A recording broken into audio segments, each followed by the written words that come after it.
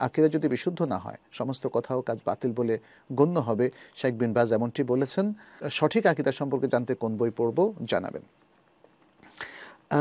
আকীদা বিশুদ্ধ না হলে সমস্ত কথা ও কাজ বাতিল হবে, এটা শেখ বিন বাজের শুধু কথা নয়, তিনি আসলে এই কথাটা বলেছেন কোরআন হাদিসের আলোকে। এটা তো আল্লাহর কথা, ওয়া কাদিমনা ইলা মা আমিলু মিন আমালিন ফাজআলনাহু হাবাআন মানথুরা। আল্লাহ সুবহানাহু ওয়া তাআলা কোরআনে বলেছেন তারা অনেক আমল করে আর সে আমলগুলোকে আমি ধূলিকণার মতো নিশ্চিহ্ন করে দেই। আমল করলে তো হবে না, এটা শিরক মুক্ত থাকতে হবে, এটা কুফরি মুক্ত থাকতে হবে, নাস্তিকতা মুক্ত থাকতে হবে, তাহলে সে আমলটা আল্লাহর কাছে গ্রহণযোগ্য হবে। আকীদার বিশুদ্ধতা প্রয়োজন, যাতে ইসলামের আকীদা বিরোধী কোনো আকীদা আমরা পোষণ না করি, পৌত্তলিকতাকে পোষণ না করি, শিরককে আমরা পোষণ না করি। ফলে কোরআন এবং সুন্নাহর সকল বক্তব্য থেকে এই নির্যাসটা বের করা যায় যে বিশুদ্ধ ঈমান এবং বিশুদ্ধ বিশ্বাস আকীদা পোষণ না করলে তার কোনো আমলই কোনো কাজে আসবে না। কারণ মানুষের আমলের আগে শুরুতে তাকে ঈমানটাকে নিশ্চিত করতে হবে। মুসলিম তার ইসলামী জগতে প্রবেশ করে ঈমান দিয়ে, ঈমানই যদি না থাকলো সে তো মুসলিম হতে পারবে না। অতএব আকীদার সবচেয়ে বড় পয়েন্টই হচ্ছে ঈমান। অতএব এই ঈমানের জায়গায় যদি ত্রুটি সৃষ্টি হয়ে যায় তাহলে তার আর কোনো আমল আল্লাহর কাছে গ্রহণযোগ্য হবে না। বিশুদ্ধ আকীদা জানার জন্য আসলে বাংলা ভাষায় এখন অনেকগুলো বই আছে। আকিদাতুত তাওহীদ, এই বইটি শেখ সালেহ ফাউজান লিখেছেন, সেটি বাংলা অনুবাদ আছে।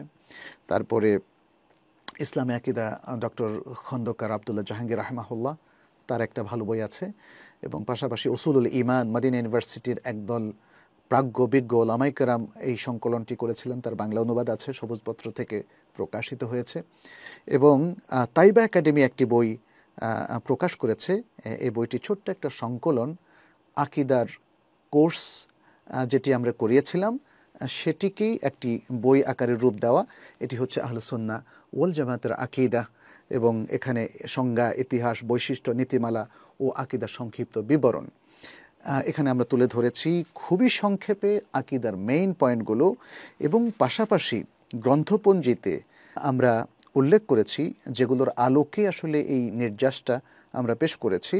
এবং কোনো সন্দেহ নেই আধুনিক যারা এ বই আকীদার বইগুলো লিখেছেন তাদের থেকেও আমরা এই সংকলনে অনেক সাহায্য নিয়েছি। এর মধ্যে যেমন আকিদাতু আহলি সুন্নাহ ওয়াল জামাআহ, মুহাম্মদ বিন ইব্রাহিম আল হামাদ, তারপরে বুহুসুন ফি আকিদাতি আহলি সুন্নাহ ওয়াল জামাআহ, ডক্টর নাসির ইবন আব্দুল করিম আল আকল, তারপরে আকিদাতু আহলি সুন্নাহ ওয়াল জামাআহ, ডক্টর মোহাম্মদ বিন সাঈদ বিন ওয়াহাফ আল কাহতানি যিনি হিসনুল মুসলিম লিখেছেন, তারও আকিদাতু আহলি সুন্নাহর উপর অত্যন্ত বড় একটা বই আছে। তারপরে পাশাপাশি আমাদের ওলামায়ে কেরামের প্রাচীন কিছু বই আছে, যেমন আস-সুন্নাহ, ইমাম আহমদের আস-সুন্নাহ, তারপরে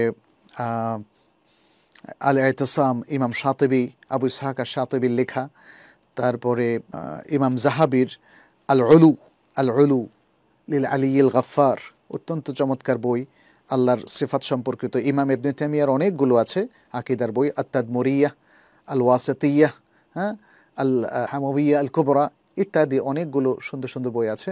ইমাম বুখারীর কিতাবুত তাওহীদ, সহিহ বুখারীর কিতাবুত তাওহীদের এটা অত্যন্ত গুরুত্বপূর্ণ, সে বইটি আছে।